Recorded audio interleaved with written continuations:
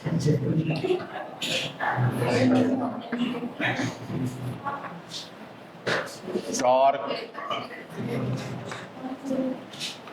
acting on a bar magnet.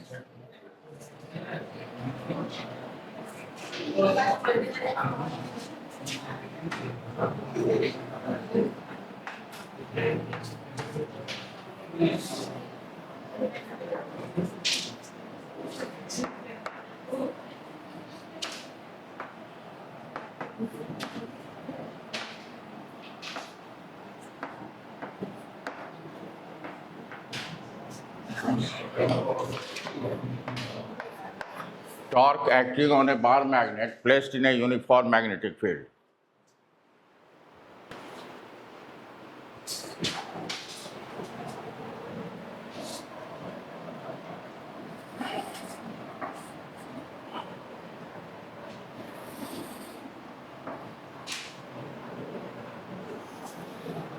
Uniform electric field या magnetic field को कैसे represent करते हैं?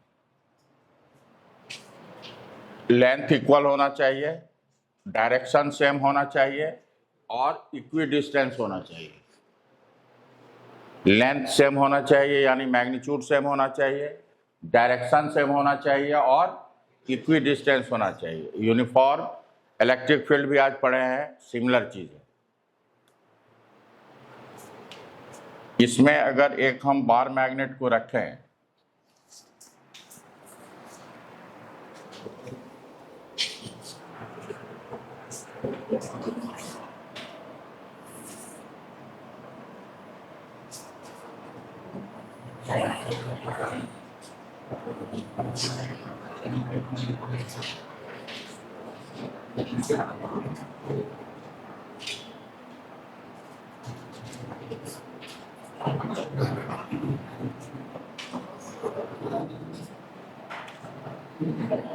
ये प्लस m है और यहाँ माइनस m है।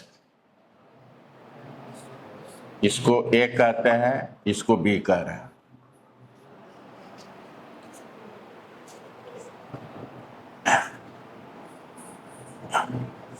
M का डायरेक्शन किधर से किधर होता है?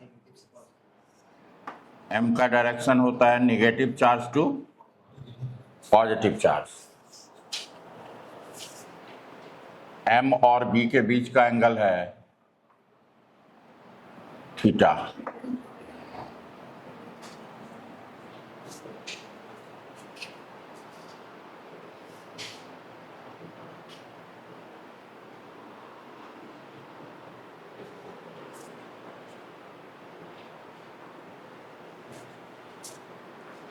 डिप्स का कब से है एग्जाम? 28 अक्टूबर से। Half yearly? अच्छा।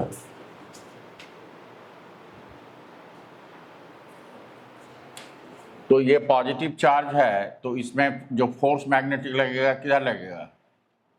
बी के अलोंग में, बी के डायरेक्शन में लगेगा फोर्स। तो इसको F पॉजिटिव कह रहे हैं, ये हो गया MB। अगर वेक्टर फॉर्म में दोगे तो ये प्लस होगा और निगेटिव पे जो लगेगा ये F माइनस, तो यहाँ पे लगाना होगा माइनस MB। MB का प्लस MB का मतलब बी फील्ड के डायरेक्शन में, यहाँ पर बी फील्ड लगाना होगा और यहाँ पर भी बी लगाना होगा। माइनस MB का मतलब बी के opposite direction.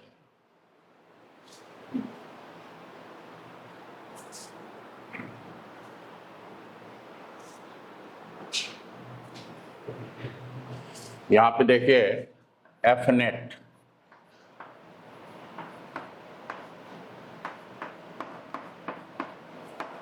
Net force on bar magnet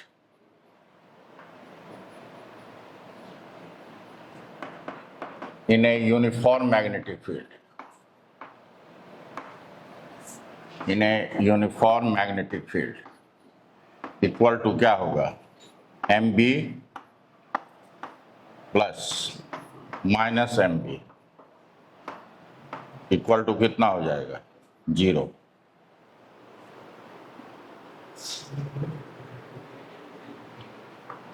net force on the bar magnet या magnetic dipole,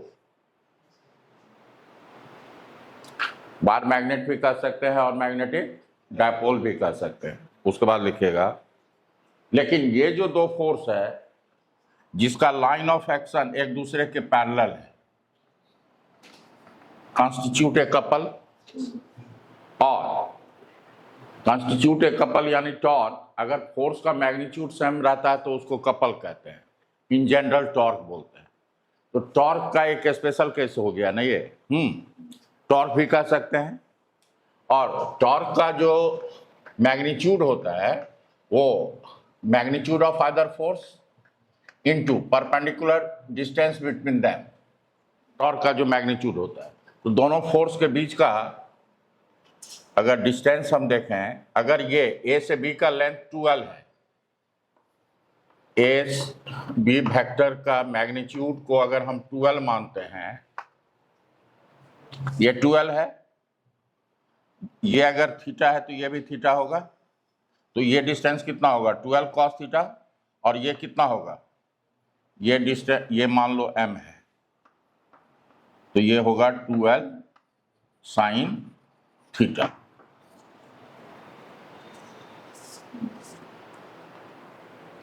twelve cos theta नहीं लिखा है, इसकी आवश्यकता मुझे नहीं है, दोनों line of action of force के बीच का परपेंडिकुलर डिस्टेंस है, मतलब है लिखेंगे but two force MB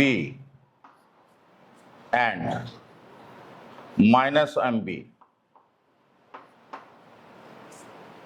but two force MB and minus MB whose line of action is different, whose line of action are different but parallel, constitute a couple of force, constitute a couple of force, bracket में लिख सकते हो, और torque, couple of force, bracket में torque लिख सकते हैं। thus torque of a couple, thus torque of a couple acting on the bar magnet is given by,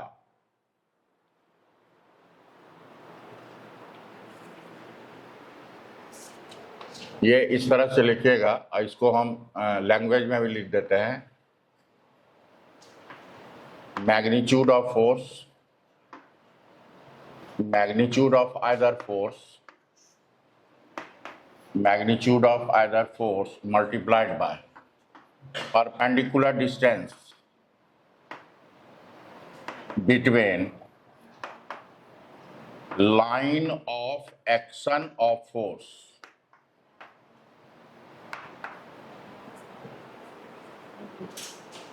torque equal to force into perpendicular distance, force magnitude of either force multiplied by perpendicular distance between line of action of force।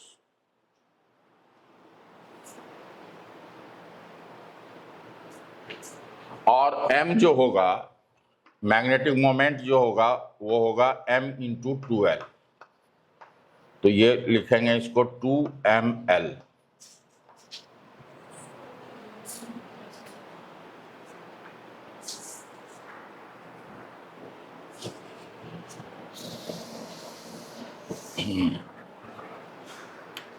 तो ये हो जाएगा torque.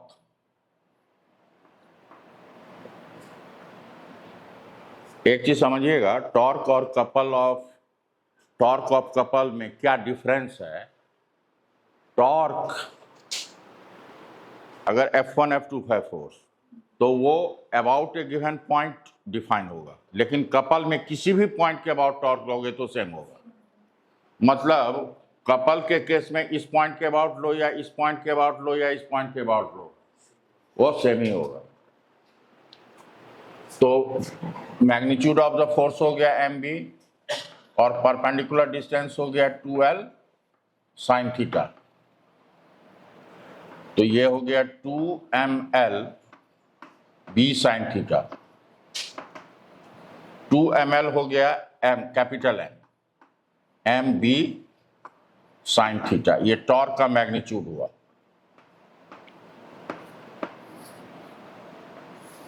Equation number 1।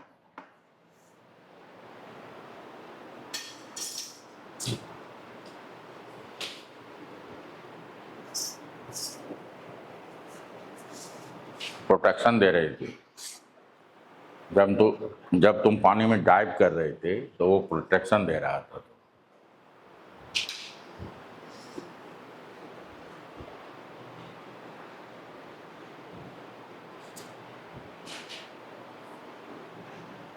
Deep सीखा नहीं आ रही है इसमें thermodynamics में,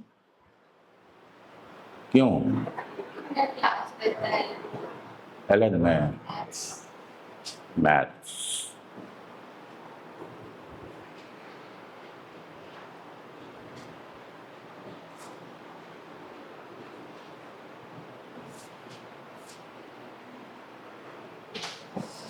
अब आइए, अब एक चीज देखिए, टॉर्क अगर देखोगे तो टॉर्क इन जनरल क्या होता है, R क्रॉस F। क्या होता है? तो अगर मान लो हम इसी पॉइंट के अबाउट टॉर्क निकालेंगे तो इस फोर्स का टॉर्क क्या हो जाएगा, 0। और ये फोर्स R ये हुआ और F ये हुआ, मतलब ये हुआ, देखो ये B है, ये B है और ये A है। फोर्स ऐसे लग रहा है, ये फोर्स F पॉजिटिव ऐसे लगता है। ये B के रिलेटिव देखोगे तो ये वेक्टर R हुआ, तो वेक्टर R का डायरेक्शन ये हुआ, तो R क्रॉस F करोगे तो किधर ये रोटेट कराना चाहेगा, क्लॉकवाइज। तो ये जो अभी फोर्स लग रहा है, तुम देखो एक इधर फोर्स लग रहा है, एक इधर फोर्स लग रहा है, तो इसको किधर रोटेट कराना चाहेगा, क्लॉकवाइज। और किधर अलाइन करना चाहेगा वो, along the direction of B field. तो पहले हम लिखवा देते हैं, लिखोगे पहले वेक्टर फॉर्म हो जाएगा m क्रॉस b। क्या हो जाएगा? तो लिखोगे equation 1 can be written in vector form, equation 1 can be written in vector form. पीछे दोनों आ जाओ आगे।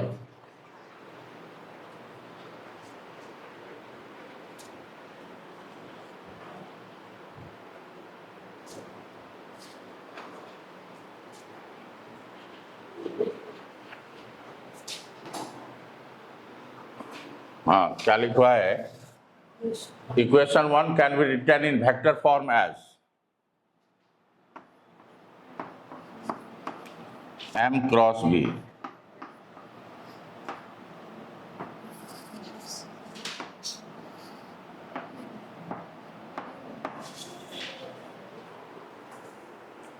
अब यहां पे देखो, ये है m का डायरेक्शन ये है और b का डायरेक्शन ये है ना। ये m और b के बीच का एंगल थीटा है, तो m क्रॉस b करोगे तो किधर रोटेट कराना चाहेगा, क्लॉकवाइज। लेकिन टॉर्क का डायरेक्शन क्या होगा, इनवर्ड। ये क्लॉकवाइज हुआ सेंस ऑफ रोटेशन, लेकिन टॉर्क का जो डायरेक्शन होगा इस प्लेन पे परपेंडिकुलर एंड इनवर्ड। तो हम लोग लिखेंगे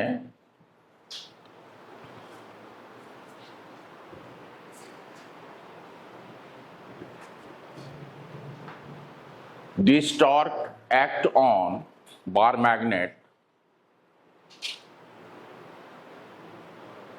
this torque acts on bar magnet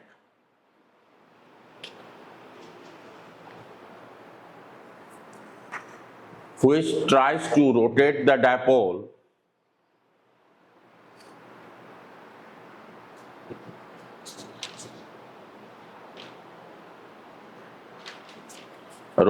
dipole in clockwise sense and tries to align in the direction of B field.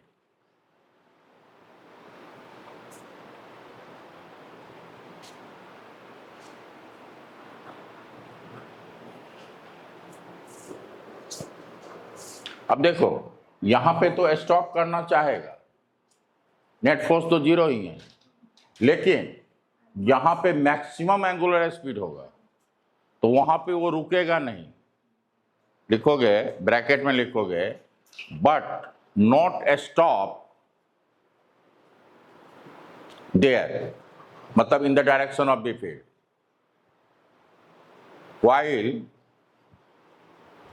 while bar magnet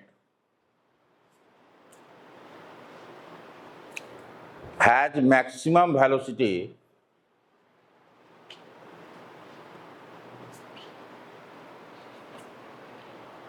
when theta becomes 0. When theta becomes 0. Theta become 0 का मतलब m और b जब same direction में हो जाएगा, m और b same direction में हो जाएगा तो उस समय टॉर्क तो 0 हो जाएगा, लेकिन वहां पे उस समय उसकी मैक्सिमम वेलोसिटी होगी और due to inertia of motion वो आगे बढ़ जाएगा।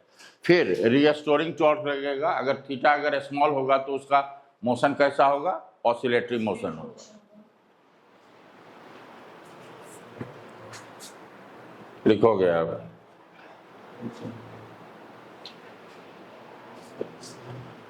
and the direction of torque is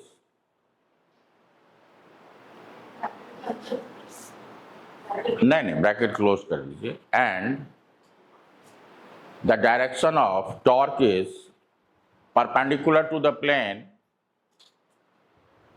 containing vector m and vector b,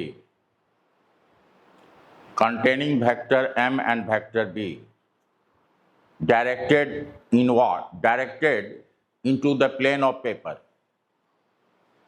Directed into the plane of paper.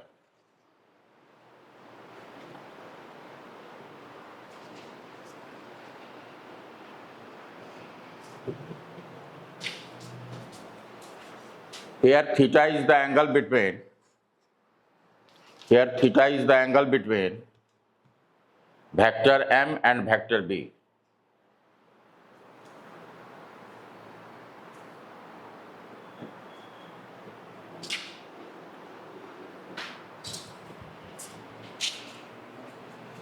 इसका यूनिट क्या होगा? टॉर्क का यूनिट न्यूटन मीटर, ऐसा यूनिट है ये। यूनिट क्या होगा? Force into perpendicular. टॉर्क होता है R cross F, newton metre.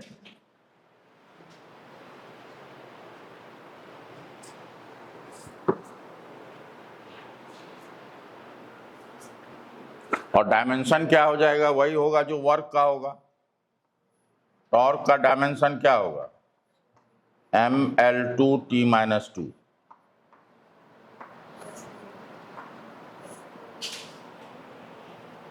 B का आपको पता है टेस्ला, और एम का यूनिट क्या होगा?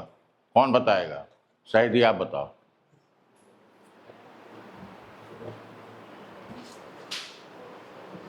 इतना टाइम नहीं। मोहित, एम का यूनिट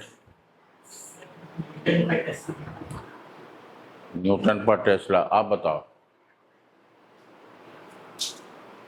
नो, उधर का है यार, पेज पलट रहे हो। इधर हम पूछ रहे हैं, तुम पेज पलट रहे हो।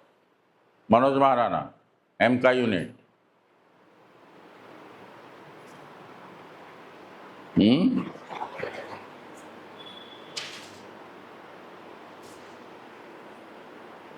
यही है ना? क्या है बताओ? Ampere metre square, mu equal to I A. हमने बताया है कई बार, आपने लिखते भी है। करंट इलेक्ट्रिसिटी में इसी चीज को आई ए लिखते हैं और मैग्नेट के केस में इसको एम लिखते हैं। तो इसका एम्पियर मीटर स्क्वायर होगा तो इसका भी क्या होगा? मतलब हम जो बोल रहे हैं बहुत सारे बच्चे डाइजेस्ट नहीं कर पा रहे हैं।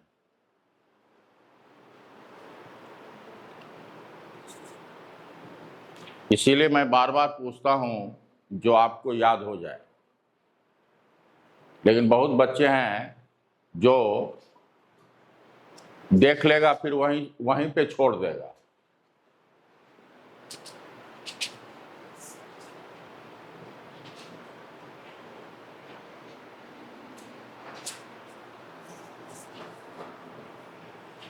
अब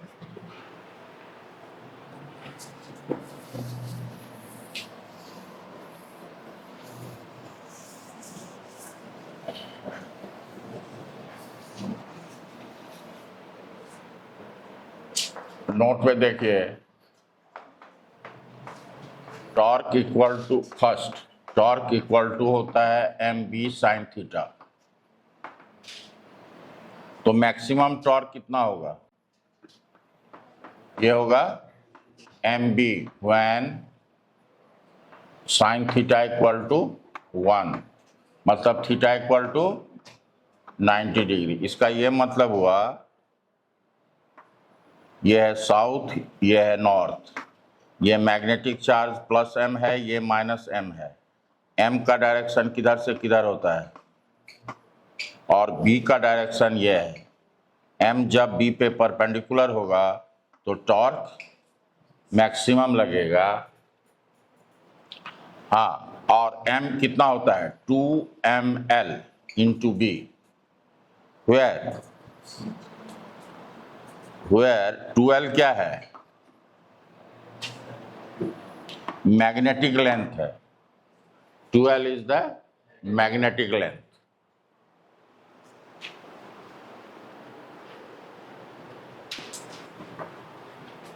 आप बताइए, जो magnetic length bye geometrical length का रेशियो कितना होता है? 0.84। ठीक है, 5/6 भी कहोगे तो चलेगा। ये मैग्नेटिक लेंथ है, तो आप इसको ऐसे भी लिख सकते हो, M magnetic length into B, ऐसे भी लिख सकते हैं, M magnetic length into B. Pole strength का यूनिट क्या होता है? एम्पियर मीटर होता है। सेकेंड में आइए, torque will be 0 when theta equal to 0 और 180 डिग्री। तो इसको देख लो, ये बी फील्ड है, तो अगर ये माइनस एम है, ये प्लस एम है, तो एम का डायरेक्शन ये होगा, तो इस केस में थीटा 0 होगा। और अगर यहाँ पे ऐसे कर दें, माइनस एम और प्लस एम इधर कर दें, तो एम का डायरेक्शन ये हो गया, तो ये एंगल कितना हो जाएगा? 1, ये हुआ पैरेलल, ये हुआ एंटी पैरेलल। जब बी फील्ड के अलोंग होगा बार मैग्नेट, तो इट एक्सपीरियंस नो टॉर्क।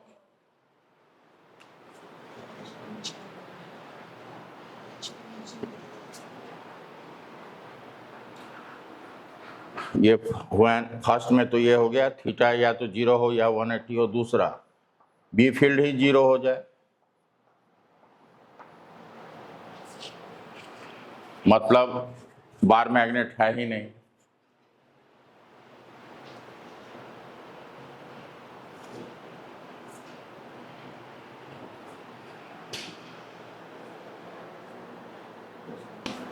अब लिखेंगे potential energy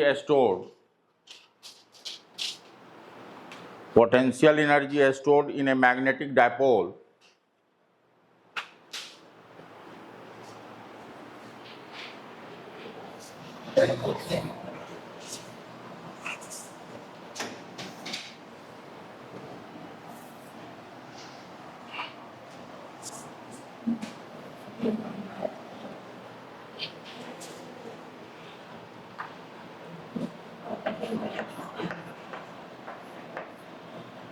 potential energy stored in a bar magnet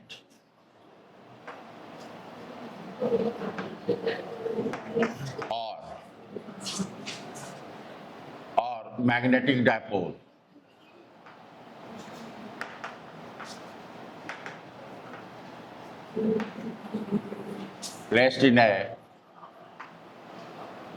placed in a uniform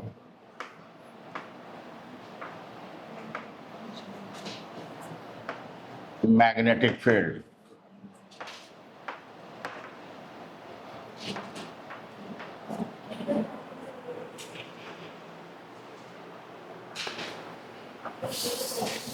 देखिएगा, देखिए ये जो अभी जो एक्सप्रेशन बताए हैं और अभी बताने जा रहे हैं, यही चीज आप इलेक्ट्रोस्टैट में पढ़ते हैं।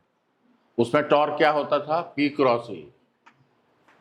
तो ये एक्सप्रेशन और अभी आपने देखा M क्रॉस V। ये इंपॉर्टेंट आप लोगों के 12 के लिए काफी इंपॉर्टेंट है, चाहे इलेक्ट्रोस्टैट में पूछे या मैग्नेट में पूछे। ये पोटेंशियल एनर्जी का भी एक्सप्रेशन इंपॉर्टेंट है, चाहे इलेक्ट्रोस्टैट में पूछे या मैग्नेटिज्म में पूछे। उसका एक ही एक्सप्रेशन से काम चल जाएगा। अब उस पर डिपेंड करता है जो इलेक्ट्रोस्टैट में पूछता है या मैग्नेटिज्म में पूछता है।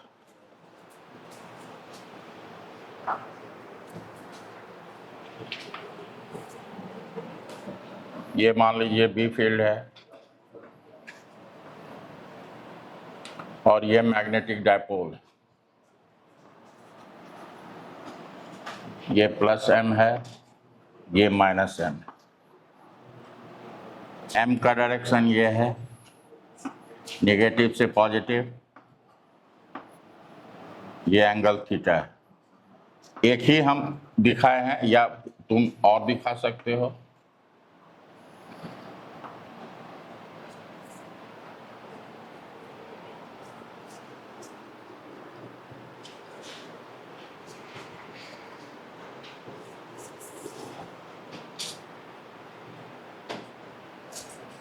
तो इस पे जो टॉर्क लगेगा किधर लगेगा? हम लोग जानते हैं अगर मैग्नेटिक डायपोल जो है अगर यूनिफॉर्म भी फील्ड में रहेगा तो इट एक्सपीरियंस ए टॉर्क, और टॉर्क किधर क्या चाहेगा? बी फील्ड के डायरेक्शन में अलाइन कर दें इसको, तो इस पे कैसा टॉर्क लगेगा? क्लॉकवाइज या एंटी क्लॉकवाइज? तो इस पे इलेक्ट्रिकल जो टॉर्क लगेगा वो लगेगा क्लॉकवाइज। हम चाहते हैं हमारा लिखेंगे, we know that when magnetic dipole is placed in a uniform magnetic field,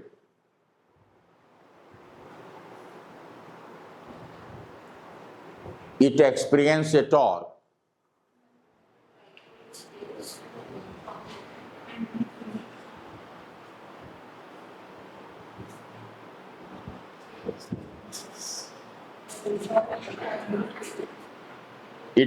it experiences a electrical torque, magnetic torque which tries to align the dipole in the direction of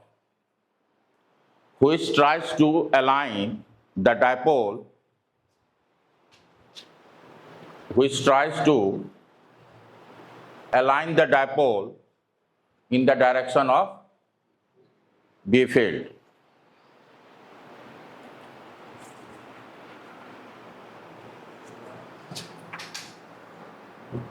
लिखेंगे, but to keep the magnetic dipole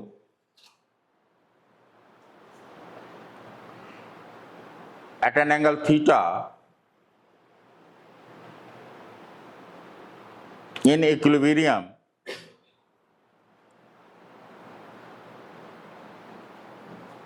a external torque is applied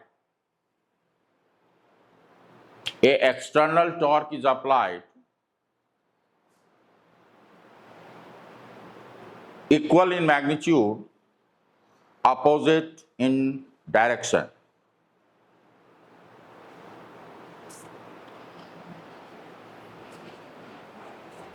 that is external torque equal to magnetic torque equal to mb sin theta, equation first. अगर इतना ही torque हम opposite direction में लगा देंगे तो इसको हम थीटा पोजीशन में इसको रख पाएंगे।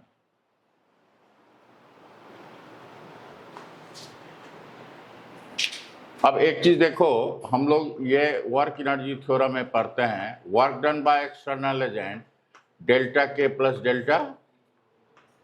अगर डेल्टा के को स्लोली अगर इसको रोटेट किया जाए, स्लोली का मतलब होता है ओमेगा कांस्टेंट, यहाँ पे एंगुलर मोशन हो रहा है तो ओमेगा के बारे में।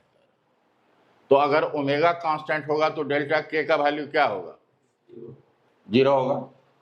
तो इसीलिए अब हम इसको स्लोली मूव कराएंगे ताकि वर्क डन जो होगा वो किसमें स्टोर होगा? Change in potential energy. तो आप लिखेंगे if we rotate the dipole, if we rotate the magnetic dipole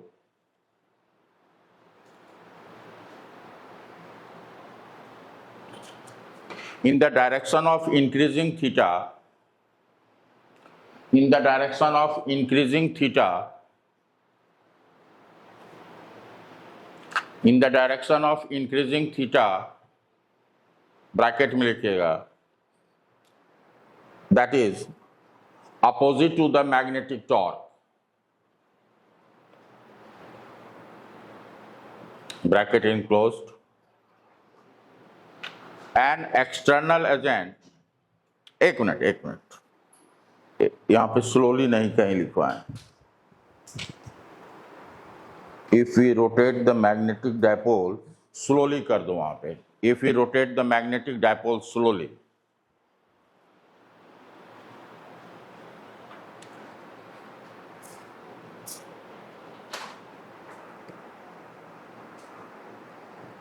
an external torque does work। अब आप एक चीज देखो, ये टॉर्क कांस्टेंट है कि वेरिएबल है?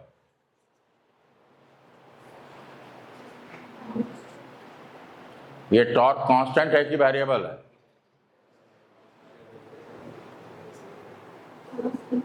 दीपशिखा को कुछ समझ में नहीं आ रहा है। टॉर्क कांस्टेंट है कि वेरिएबल है?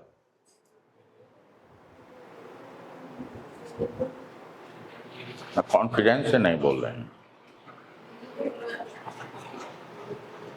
क्या कि थीटा चेंज करेगा, थीटा चेंज करेगा तो टॉर्क चेंज करेगा। तो जब भी फोर्स वेरिएबल हो तो वर्क डन कैसे निकालते हैं? डीडब्ल्यू पहले निकालते हैं। उसी तरह से यहां पर भी जो वर्क डन निकालेंगे वो क्या निकालेंगे? Small work done. तो हम लोग लिखते हैं डीडब्ल्यू, लिखेंगे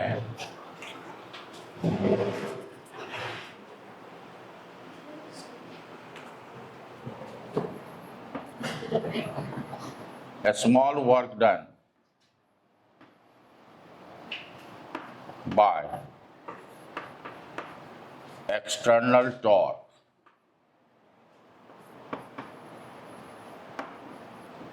a small work done by external torque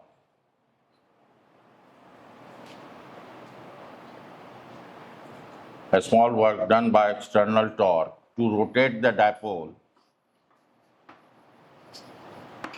to rotate the dipole slowly, मतलब डेल्टा के equal to 0, opposite to magnetic torque, opposite to magnetic torque।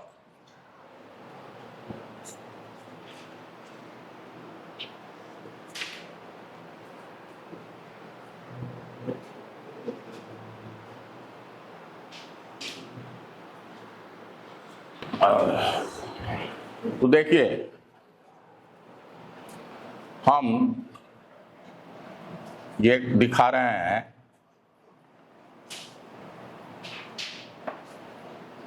ये यहां से कितना रोटेट किया, डी थीटा, डायपोल कितना रोटेट किया, तो स्मॉल वर्क डन कितना होगा, टॉर्क और डी थीटा के बीच का एंगल कितना है, एक्सटर्नल टॉर्क एंटी क्लॉकवाइज और डी थीटा भी एंटी क्लॉकवाइज, तो work done F D theta cos 0 degree, क्यों, कहा कि टॉर्क भी एंटी क्लॉकवाइज, डी थीटा भी एंटी क्लॉकवाइज, तो दोनों के बीच का एंगल कितना होगा, वहां पे एफ डॉट एस होता है, यहां पे फोर्स की जगह टॉर्क लेंगे, लीनियर डिस्प्लेसमेंट की जगह एंगुलर डिस्प्लेसमेंट लेंगे, तो ये हो गया एक्सटर्नल टॉर्क डी थीटा और दोनों के बीच का एंगल 0 है, दोनों एंटी क्लॉकवाइज है, तो ये हो गया एम एक्सटर्नल टॉर्क का इक्वल टू कितना है, मैग्नीट्यूड में इक्वल है एम बी, आप वैसे भी जानते हो नेट टॉर्क अगर 0 होगा तो अल्फा क्या होगा, टॉर्क 0 होगा तो अल्फा 0 होगा, एंगुलर एक्सेलरेशन 0 होगा, ओमेगा क्या हो जाएगा, कांस्टेंट हो जाएगा, तो डेल्टा के क्या होगा, 0 हो जाएगा, M B sine theta D theta,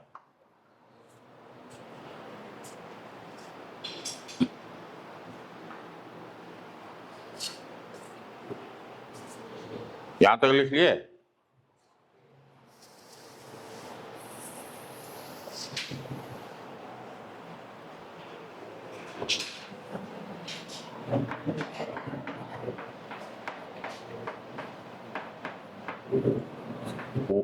total work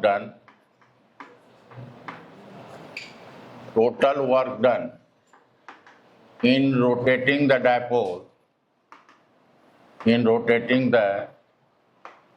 dipole from a reference line theta naught to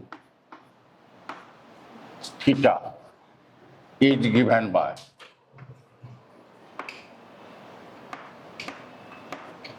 angle, तो रिफरेंस कोई भी चाहे वो लीनियर डिस्प्लेसमेंट हो, रिफरेंस लाइन हम लिया है थीटा नोट से लेकर के थीटा हम जा रहे हैं, तो डी डब्ल्यू को हमको क्या करना होगा, इंटीग्रेट करना होगा, ये होगा डी डब्ल्यू को इंटीग्रेट करना होगा, तो ये हो जाएगा M B sine theta D theta, theta naught से theta,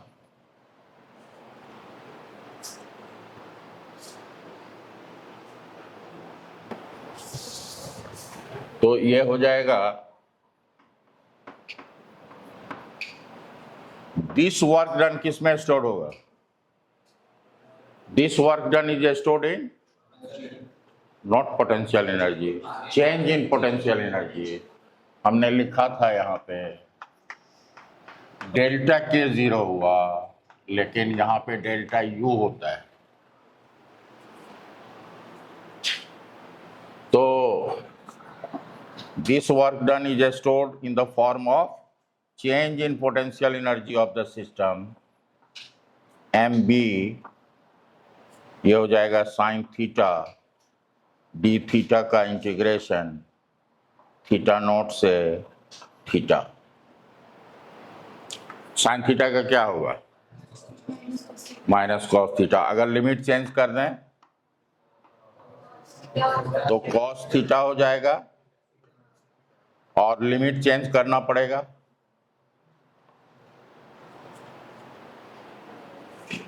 cos minus cos theta था, हमने साथ साथ लिमिट भी चेंज कर दिया, तो माइनस माइनस प्लस हो गया।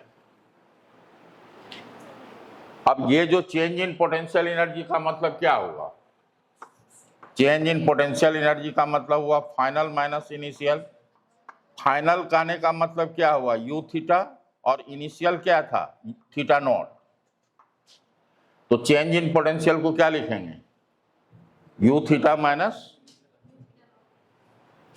तो ये हो जाएगा आपका M B cos theta naught minus cos theta,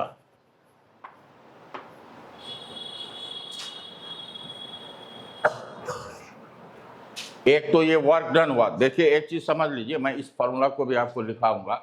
work done theta naught से लेकर के थीटा ले जाने में कितना हुआ, M B cos theta naught minus cos theta, मतलब यहां पे इनिशियल एंगल, यहां फाइनल। अगर फाइनल को लिखना पड़ेगा तो माइनस बाहर लेना होगा। अब ये देखिए ये कितना होगा, you theta minus you theta naught. अगर हम रिफरेंस, ये जो थीटा नॉट है, रिफरेंस जो लाइन एंगल लिए हैं, इसको हम थीटा 90 लें और 90 डिग्री पे पोटेंशियल एनर्जी को जीरो मान लें आर्बिट्रेरली, जैसे अर्थ सरफेस का पोटेंशियल एनर्जी को जीरो मान लेते हैं, उसी तरह से पोटेंशियल एनर्जी का रेफरेंस लाइन में यू 90 डिग्री को क्या माने, जीरो माने। तो आप लिखोगे, इस चीज को लिखिए, if we take the potential energy, if we take the potential energy at theta naught equal to 90, at theta equal to 90 degree to be zero, then potential energy at an angle theta is given by,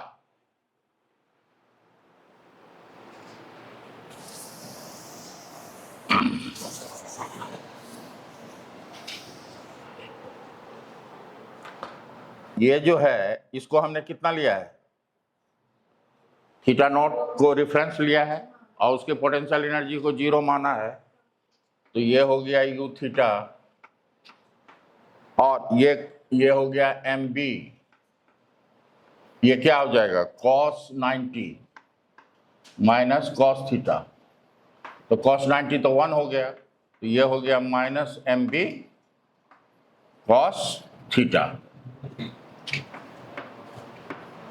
ये हुआ potential energy at an angle theta कब, when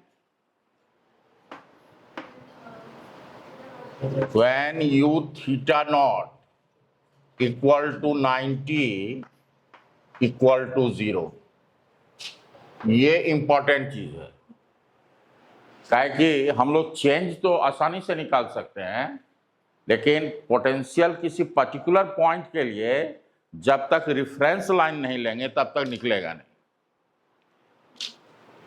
जैसे हम लोग कह देते हैं ना, ये पार्टिकल है h हाइट है, तो इसकी पोटेंशियल एनर्जी कितनी है, हाँ, तो लेकिन वो mgh is the change in potential energy, mgh is the change in potential energy. अगर हम अर्थ सरफेस के पोटेंशियल को जीरो ले लें, then potential energy of earth particle system, किसी पार्टिकल का नहीं होता है, उसमें दो पार्टिकल इंटरेक्शन तो होना ही चाहिए, तो ये अर्थ पार्टिकल सिस्टम का potential energy at a height h equal to mgh when the potential energy of the earth surface is assumed to be zero arbitrarily.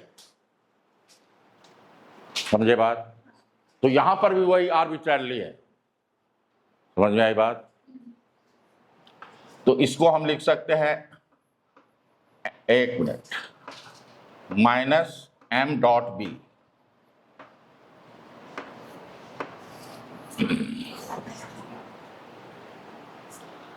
ठीक है, ये तो हुआ ही। और यहां पे एक चीज देख लीजिए, work done by external agent, अगर थीटा 1 से थीटा 2 हम गए तो ये कितना होगा, M B cos theta 1 minus cos theta 2, इसे भी याद रखें। थीटा 1 से थीटा 2 ले जाने में, और इधर क्या हो जाएगा, इधर हो जाएगा you theta 2 minus you theta 1, ताकि थीटा 1 से थीटा 2 गए, फाइनल क्या हुआ, you theta 2 minus you theta 1। तो इसको छोड़ो, एक याद रखो अभी, इसका मतलब ये हुआ, जो potential work done by external agent का मतलब ये हुआ, potential energy at theta 2 minus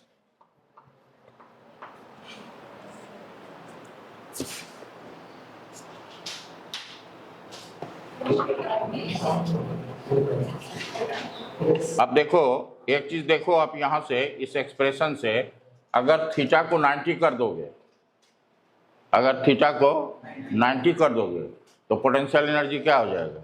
0। लेकिन टॉर्क वहां पे क्या था? मैक्सिमम था। थीटा 90 पे टॉर्क मैक्सिमम, लेकिन पोटेंशियल एनर्जी 0। तो यहां पर भी इक्विलिब्रियम की बात आती है। स्टेबल इक्विलिब्रियम के लिए क्या होना चाहिए? Potential energy should be minimum. तो potential energy minimum theta equal to 0 होगा। तो थीटा 0 होगा तो माइनस एम बी होगा। और टॉर्क क्या होगा? टॉर्क 0 होगा।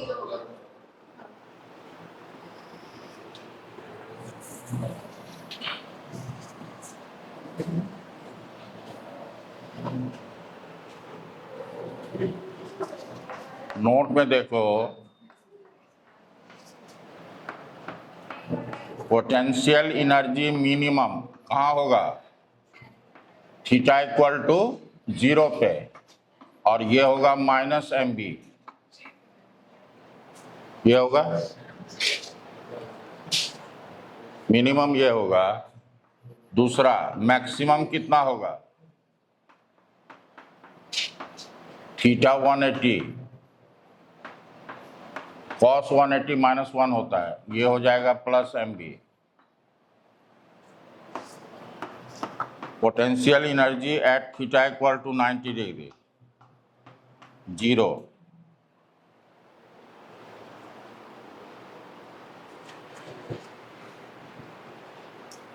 अब देखो, जब ये माइनस एम है, ये प्लस एम, तो कैप एम का डायरेक्शन ये होगा,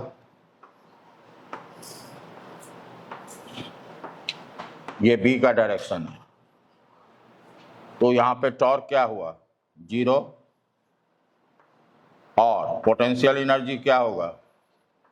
मिनिमम।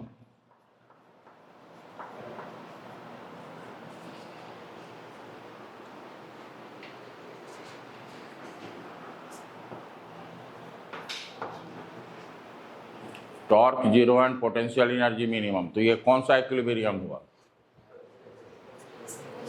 हाँ, तो लिखेंगे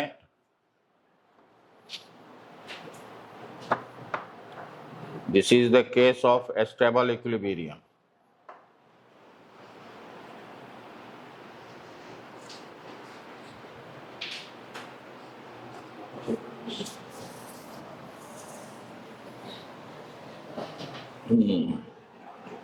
बी में देखिए,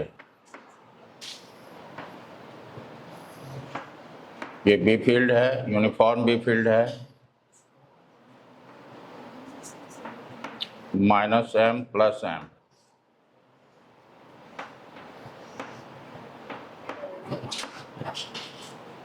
थीटा इक्वल टू कितना है? 180। यहाँ पे थीटा है 0 डिग्री। तो यहाँ पे टॉर्क तो 0 हुआ, टॉर्क 0 हुआ, लेकिन पोटेंशियल एनर्जी क्या होगा? Plus M B, that is maximum, ये है मिनिमम।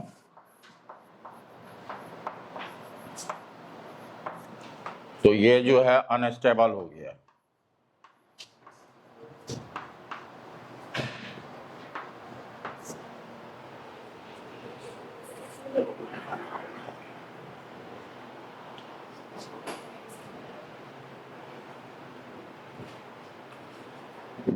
ये जो है डायपोल इस पोजीशन में रहना पसंद करेगा। अगर इसको इस पोजीशन में लाना चाहते हो तो आपको वर्क करना पड़ेगा।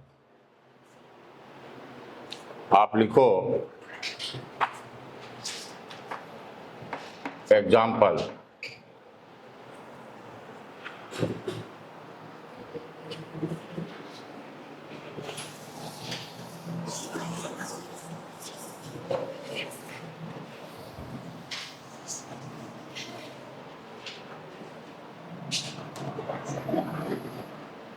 Example 1.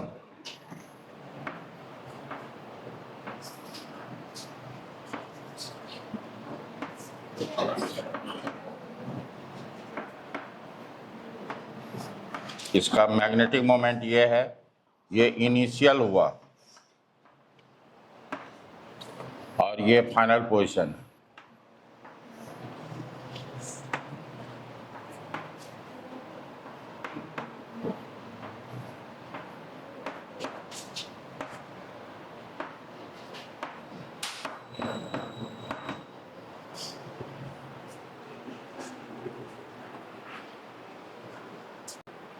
To rotate the dipole from initial to final position.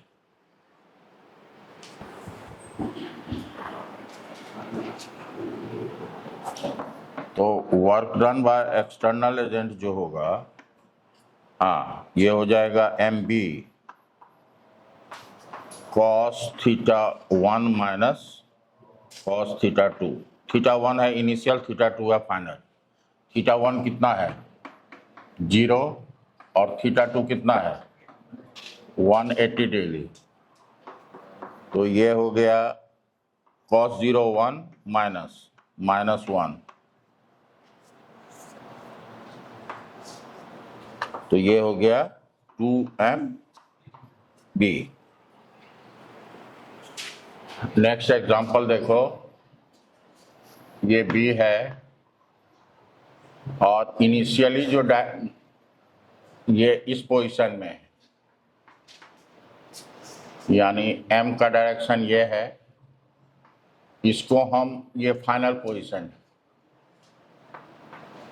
इसको हम रोटेट करा दिए 150 डिग्री से।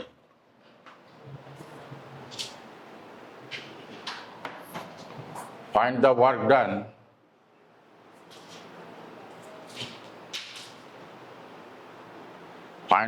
Done to rotate the dipole through 150 degree. To rotate the dipole through 150 degree.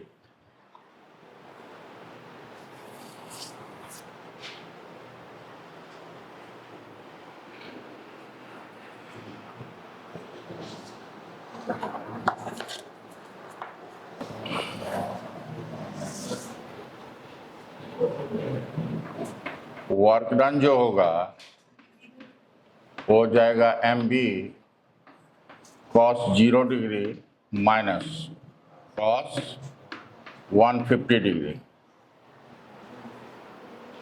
Cos 150 तो नेगेटिव होगा और कॉस 30 के मैग्नीट्यूड के इक्वल होगा, यानी एम बी 1 प्लस √3/2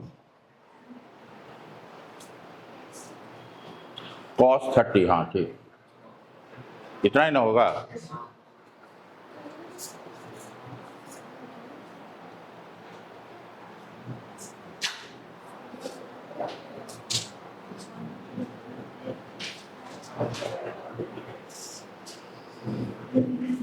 यहां से एक चीज और देखो, जैसे m का हमने यूनिट पूछा था, एम्पियर मीटर स्क्वायर तो होगा ही, और ये b को इधर ले आओ, ये तो यूनिटलेस है, तो जूल पर टेस्ला और जूल पर टेस्ला। मोहित टैंक बोला था जूल पर टेस्ला, आप बोले थे ना, सही था। Ampere metre square joule per tesla भी बोल सकते हैं।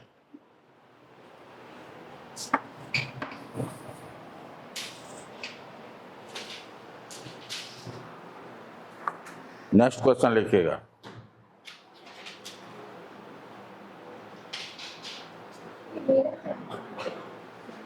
A solenoid of length,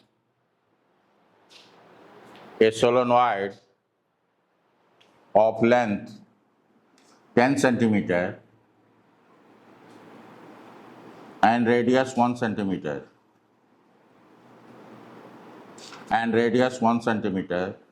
contains 200 turns contains 200 turns and carries a current of 10 ampere and carries a current of 10 ampere. Find the magnetic field at a point. Find the magnetic field at a point on the axis at a distance of 10 centimeter from the center. At a point on the axis at a distance of 10 centimeter from the center.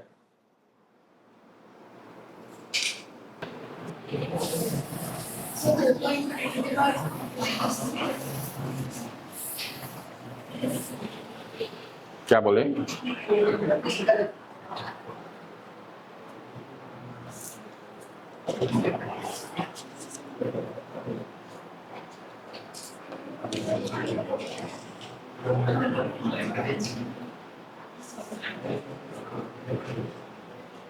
Solenoid का length है 10 centimetre, उसमें current flow कर रहा है तो magnetic field होगा, ये एक बार मैग्नेट की तरह होगा, ये हो गया 10 सेंटीमीटर।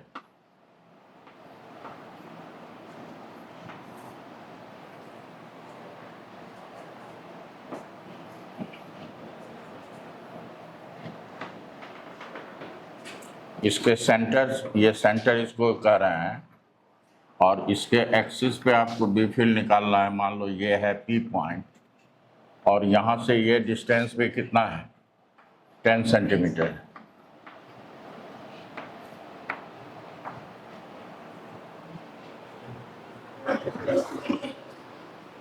तो फर्स्ट ऑफ ऑल आपको मैग्नेटिक चार्ज निकालना होगा, पोल स्ट्रेंथ। पोल स्ट्रेंथ निकल जाएगा तो मैग्नेटिक मोमेंट भी निकल जाएगा। क्या सब है देखने दो। रेडियस है 1 सेंटीमीटर, लेंथ तो दिया ही हुआ है, नंबर ऑफ टर्न्स कितना है 200, करंट जो है कितना है 10। म्यू इक्वल टू क्या होता है आई ए इंटू एन। एन हो गया 200, आई हो गया 10, एरिया पाई, और ये हो जाएगा 10 to the power minus 2 metre, 10 to the power minus 4 है ना। तो 2 पाई बाई 10 हो जाएगा ना। तो ये हो जाएगा 6.28 10, तो ये हो जाएगा 0.628 ampere metre square. Mu equal to क्या होगा एम डी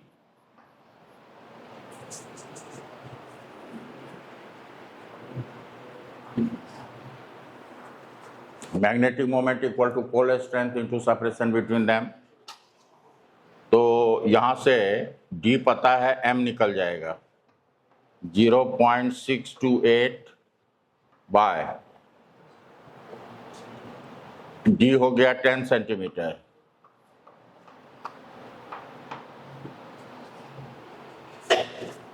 मतलब ये हो गया अगेन कितना 6 एम्पियर मीटर। क्या नहीं हुआ। अब 2L दिया हुआ है 10 सेंटीमीटर और R दिया हुआ है 10 सेंटीमीटर। तो बी फील्ड का फॉर्मूला क्या होता है mu naught by 4 pi 2mr by R square minus L square का होल स्क्वायर।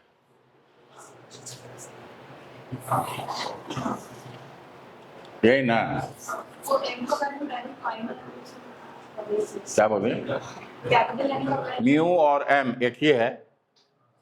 म्यू इसको कहिए या एम कहिए, दोनों एक ही चीज है। हमको हुआ स्मॉल एम की आवश्यकता पड़ेगी।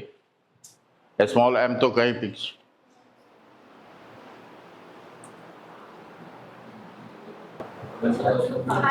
लेकिन एक चीज समझो, एक चीज यहाँ पे हमको ये लग रहा है, थोड़ा सा कंफ्यूजिंग लग रहा है।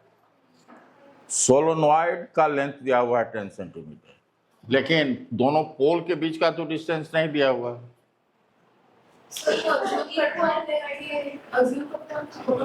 नहीं नहीं नहीं, सोलोनॉइड का लेंथ दिया हुआ है 10 सेंटीमीटर। तो यहां से जो m निकाले हैं, तो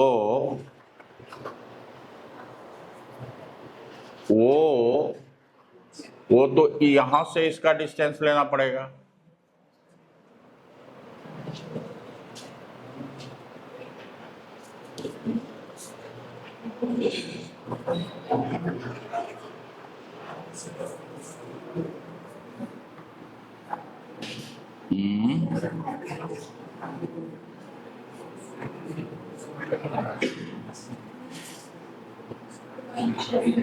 अच्छा देखिए, करके निकाल के देखिए, अगर हम लोग ऐसे ही ले तो देखते हैं क्या आता है।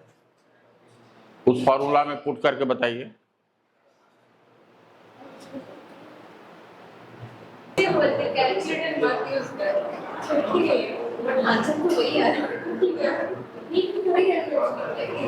क्या हुआ, आ गया, चलो। इसको आप लोग कैलकुलेट करना, ये आ रहा है 2.2 इंटू 10⁻⁻⁴ टेस्ला।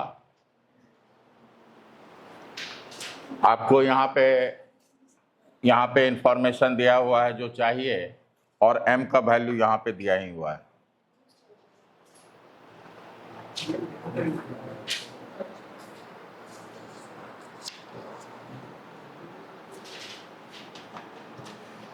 नेक्स्ट क्वेश्चन लिखिए।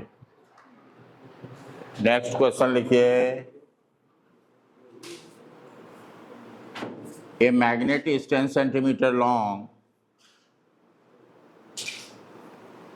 ये जो मैग्नेट में तो ठीक हम समझ रहे हैं, जो 10 सेंटीमीटर लॉन्ग तो मान लेंगे उसको, वो मैग्नेटिक डिस्टेंस है। लेकिन सोलोनॉइड में थोड़ा सा ये confusing. A magnet is 10 centimetre long and its pole strength is 120 CGS unit.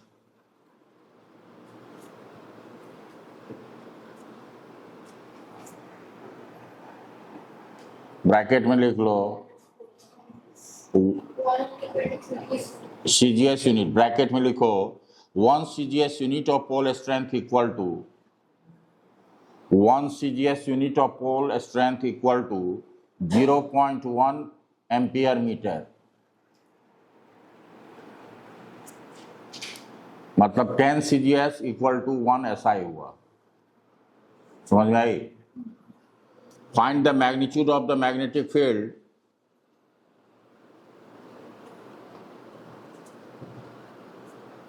find the magnitude of the magnetic field B at a point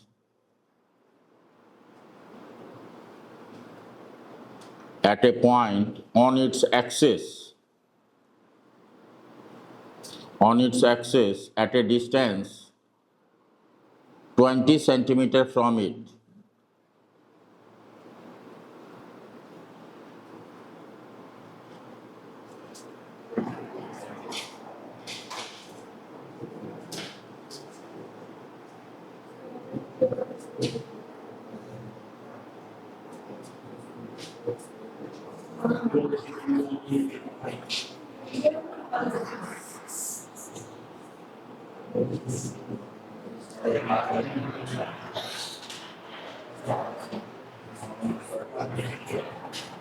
मतलब 2L इक्वल टू कितना दिया हुआ है? 10 सेंटीमीटर। 12 इक्वल टू कितना दिया हुआ है 10 सेंटीमीटर, और R इक्वल टू कितना दिया हुआ है 20 सेंटीमीटर, और किसका वैल्यू दिया हुआ है pole strength M equal to 120 और 0.1 ना, मतलब 1/10 कर से डिवाइड कर दो, मतलब 12 एम्पियर मीटर ये हुआ।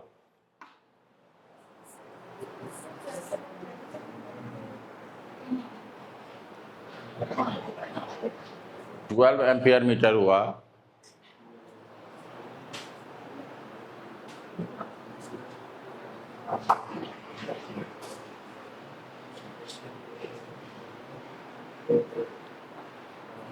M स्मॉल m है तो कैपिटल M कितना हो जाएगा M इंटू 12,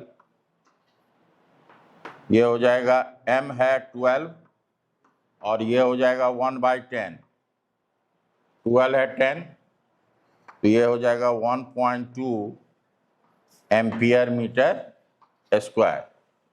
M का वैल्यू हो गया 1.2।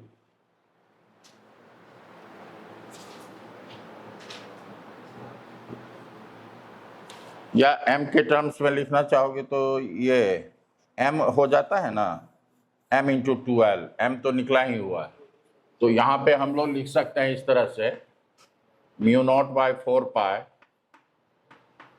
टू M को क्या लिख सकते हैं M into 12 into R by R square minus L square का इतना, ये हो गया 10⁻⁻7, ये 2 हो गया। M कितना है M है 12 और 12 है 10 सेंटीमीटर, मतलब 1/10 हो गया, और R है 20/100, ये हो गया divided by R square. R को मीटर में ही कर लेते हैं तो ये हो जाएगा 20/100, 1/5, तो ये हो जाएगा 1/25, L हो जाएगा 5 सेंटीमीटर, तो ये हो जाएगा 1/20, तो ये हो जाएगा 1/400, इसका होल स्क्वायर होगा, है ना? होगा, कोई बोल नहीं रहा है। अगर इसको 4 से मल्टीप्लाई कर दो यहाँ पे 4 से, तो नीचे में हो जाएगा 100। अब थोड़ा आसान हो जाएगा, अब एलसीएम लेने में थोड़ा आसानी हो जाएगी। तो ये हो गया 10 दूनी 20, है ना? एक काम करते हैं, ये हो जाएगा 10⁻⁻7, ये 4, 12 इंटू 4, नीचे हो जाएगा 100। अब अगर 100 को बाहर ले लें तो 1/10 का स्क्वायर हो जाएगा, ये हो जाएगा 4 माइनस 1/4, ये 10⁻⁴ हो जाएगा। क्या सही है? सही है या नहीं है? इसका स्क्वायर करना होगा। हाँ, क्या बोल रहे हैं? और कितना होगा? 825 फ्रॉम एंड दिया है, फ्रॉम इट का मतलब एंड से। कैसे? तो पोल स्ट्रेंथ कौन सा लेंगे, प्लस M के माइनस M? इसका मतलब है सेंटर से लेना पड़ेगा।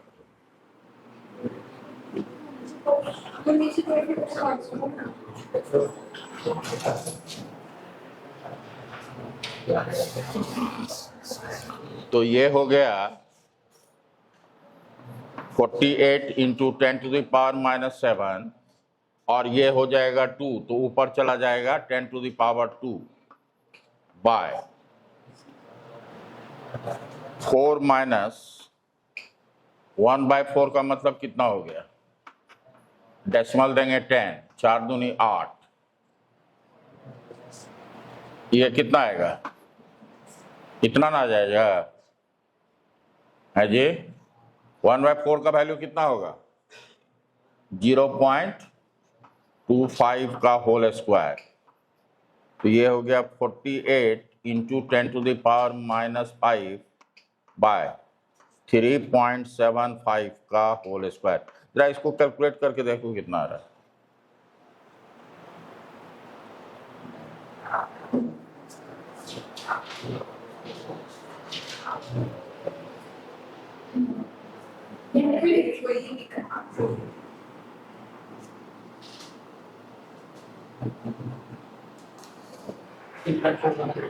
कितना रहा है? 3.41 और कितना?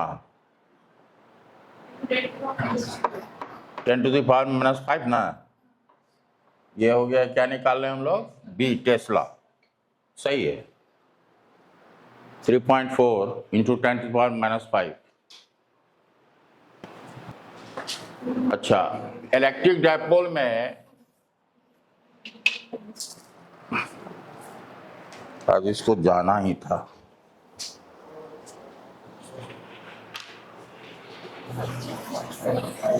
एक मिनट देखो, इलेक्ट्रिक डायपोल में एनी पॉइंट पे क्या होता है फील्ड? एनी पॉइंट के लिए P/RQ 1 + 3 cos स्क्वायर, याद है या नहीं है? ये इलेक्ट्रिक डायपोल के चलते जनरल पॉइंट r थीटा पे। उसी तरह से मैग्नेटिक फील्ड के लिए जनरल पॉइंट r थीटा पे क्या हो जाएगा? μ0/4π m/r³ 1 + 3 cos square theta. Any point के लिए ये फॉर्मूला है।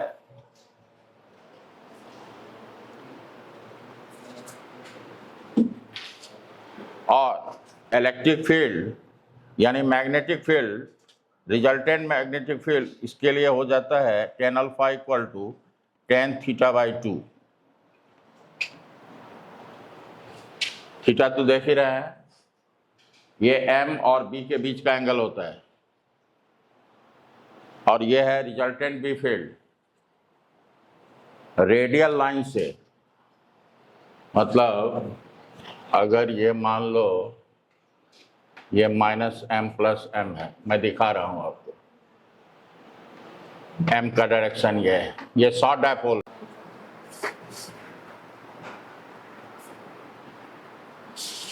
ठीक,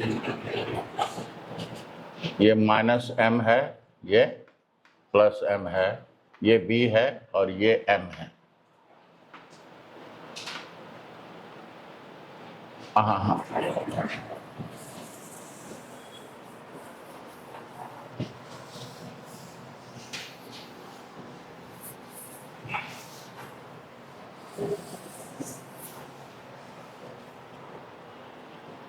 बता रहा हूं।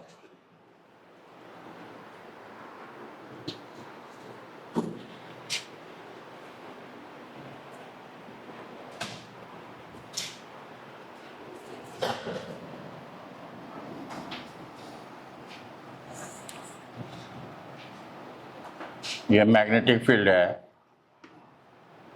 और ये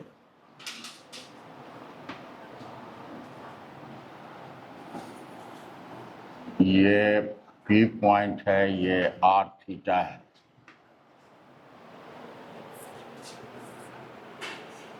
P और E के बीच का एंगल, ये है m का डायरेक्शन। देखोगे ये m है और इस पॉइंट पे हमको निकालना है, ये r है।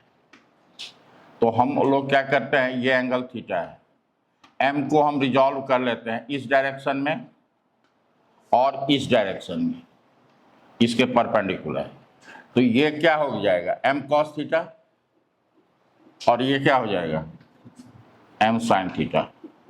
अब दो डायपोल बन गया है। इस डायपोल के चलते ये पॉइंट क्या हुआ, अलोंग द एक्सिस, ये शॉर्ट डायपोल है, और इसके लिए क्या हुआ, परपेंडिकुलर बाइसेक्टर। तो अगर बी आर लिखोगे आर के डायरेक्शन में, ये अलोंग द, ये हुआ बी आर, ये लिखोगे ये होगा म्यू नॉट बाय 4 पाई, और 2m होता है, तो इसका मैग्नेटिक मोमेंट कितना है, m cos थीटा बाय आर क्यू। ये रेडियल डायरेक्शन में हुआ बी फील्ड, और इसके लिए जो होगा m sin थीटा के जस्ट अपोजिट होगा। इसको ये transverse component of B field हुआ, इसको बी थीटा कहते हैं। तो ये हो जाएगा बी थीटा इक्वल टू, ये होगा म्यू नॉट बाय 4 पाई, यहां सिर्फ m आता है तो यहां आ जाएगा m sin थीटा बाय आर क्यू। इसी को स्क्वायरिंग और ऐड कर दोगे, रूट कर दोगे, तो रिजल्टेंट बी फील्ड ये निकल जाएगा। अब यहाँ पे देखो रिजल्टेंट बी फील्ड जो है हम लोग जो निकालते हैं, पैरेललोग्राम बनाए, ये जो है ये रिजल्टेंट बी फील्ड है, और रेडियल लाइन से जो एंगल बना रहा है उसको अल्फा कह रहे हैं। तो यहां से tan अल्फा निकालोगे तो ये बी थीटा हुआ, तो ये हो जाएगा B theta by B R. B theta by B R करोगे तो ये निकल जाएगा tan थीटा बाय 2। ये आता है जो रिजल्टेंट बी फील्ड जो है रेडियल लाइन से कितना एंगल बना रहा है, दिस वन। इसको हमने रिजॉल्व कर लिया, एक हो गया बी m cos थीटा, एक डायपोल हो गया जिसका dipole moment m sin theta. Resultant जो बी फील्ड होगा वो होगा बी आर का whole square plus B theta का होल स्क्वायर रूट ओवर। यही आप यहां देख रहे हो, समझ में आई। अब क्वेश्चन लिखो,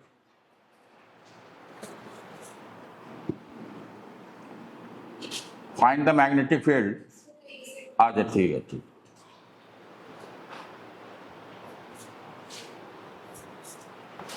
सिमिलर है इलेक्ट्रिक डायपोल का, वहां P आएगा, ये P cos थीटा, ये P sin थीटा, बस। यहाँ पे देखो ना, P के जगह m है और सब कुछ यहाँ पे 1/4 पाई एप्सिलॉन नॉट की जगह म्यू नॉट बाय 4 पाई है, तो सिमिलर है।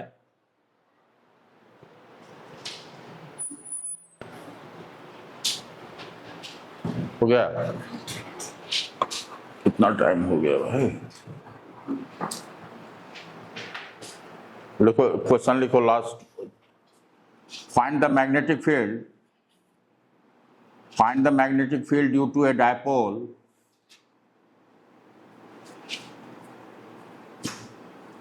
find the magnetic field due to a dipole of magnetic moment 1.2 ampere meter square, 1.2 ampere meter square at a point 1 meter away from it,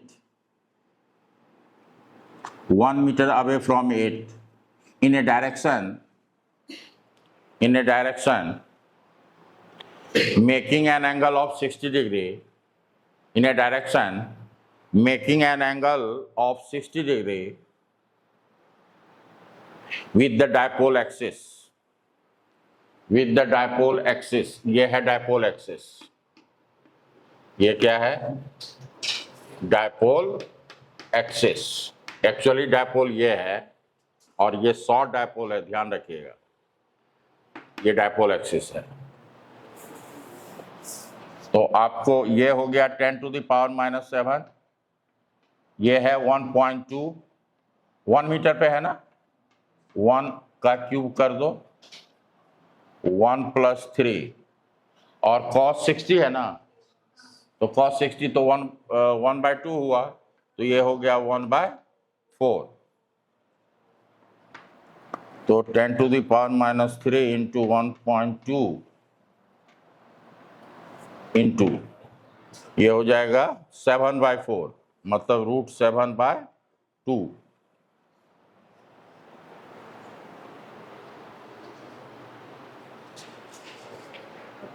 √7 का कितना होगा? 2.67। देखो,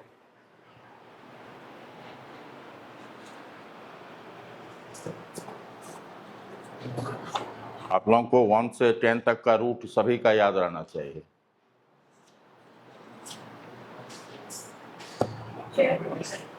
कितना आ रहा है देखिए तो √7 का 2.67 65। 6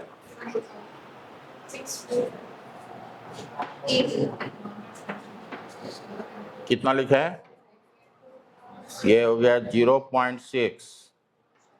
√7 का कितना कह रहे हो? 2.6 लिखते हैं, 2.6 चलेगा।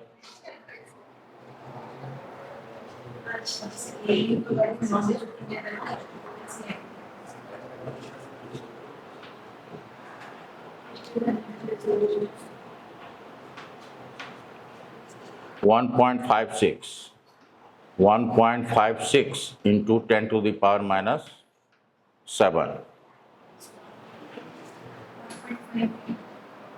1 point कितना रहा है? 1.59। अच्छा, 59 आ रहा है तो आप लिख लीजिए 1.6। हाँ ठीक है, ठीक है, ठीक है, ठीक है। 1.6 इतना टेस्ला हो गया। और 10 अल्फा का वैल्यू बताइए। 10 अल्फा का वैल्यू कितना होगा? 1060/2, यानी √3/2। इतना ही रहने दीजिए, 10 अल्फा का वैल्यू आएगा √3/2। Okay, thank you, good night.